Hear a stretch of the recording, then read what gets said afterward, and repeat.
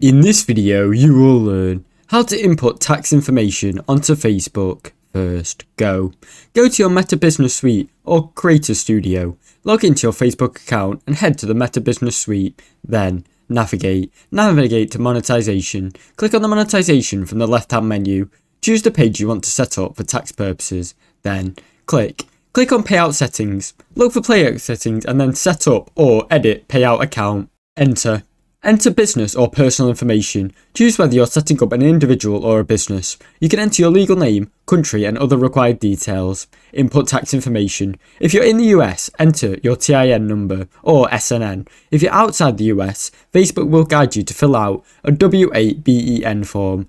Submit and review. Double check your information and click submit. You may be asked to verify your identity with a passport or other form of ID. Done. Once you've submitted, Facebook will review your tax information and confirm when approved. Thanks for watching. Don't forget to like and subscribe.